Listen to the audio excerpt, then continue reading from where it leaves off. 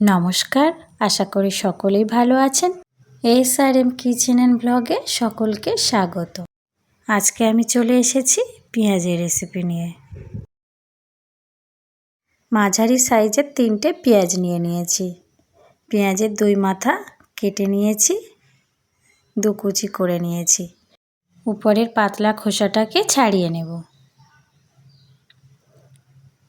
এইভাবে একটু করে চাপ দিয়েই একটি করে পেঁয়াজের পাপড়ি বার করে নেব। পিছন সাইডে চাপ দিলে একটি করে পাপড়ি বার হয়ে যাবে। এইভাবে সমস্ত পেঁয়াজের পাপড়ি আমি বার করে নিয়েছি। এই রকম পেঁয়াজ পাপড়ি দিয়ে আজকে পেঁয়াজের রেসিপি বানাবো। মাঝের যে ছোট পেঁয়াজ পাপড়িগুলো ছিল সেগুলোকে এইভাবে কুচে নিয়েছি।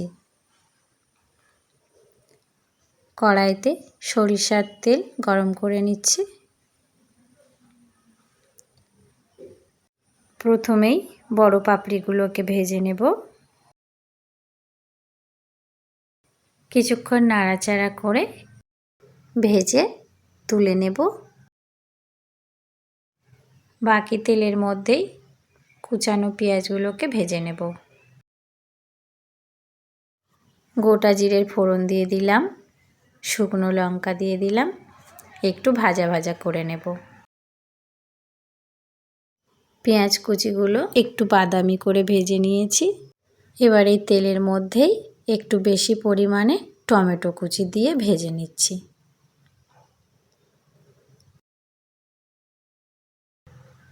কিছুক্ষণ নাড়াচাড়া করলেই টমেটোগুলো গলে যাবে। টমেটোগুলো সিদ্ধ হয়ে গিয়েছে। দিয়ে দিচ্ছি 1 টেবিল চামচ আদা রসুনের পেস্ট। তেলের মধ্যে ভালো করে একটু কষে নেব। একদম ধিমে আঁচে মশলাটি কষে নেব। দিয়ে দিচ্ছি হলুদ গুঁড়ো, লঙ্কার গুঁড়ো, কাশ্মীরি লঙ্কার গুঁড়ো, জিরে গুঁড়ো।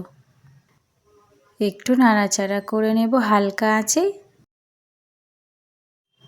মশলাটি খুব সুন্দরভাবে কষা হয়ে গিয়েছে। পরিমাণ মতো জল দিয়ে দেব।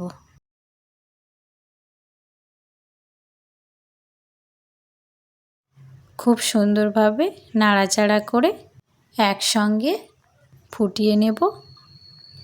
এবার ভেজে রাখা পেঁয়াজ পাপড়িগুলোকে দিয়ে দেব।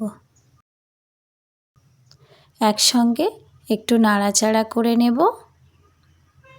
স্বাদ মতো লবণ দিয়ে দেব।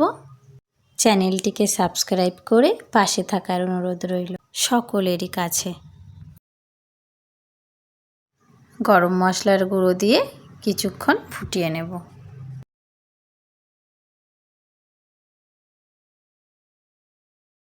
ঝোলটা গাঢ় হয়ে এসেছে। কেমন হয়েছে পেঁয়াজ পাপড়ির এই রেসিপি অবশ্যই আমাকে কমেন্টে জানাবেন। লাইক, কমেন্ট, শেয়ার অবশ্যই করবেন।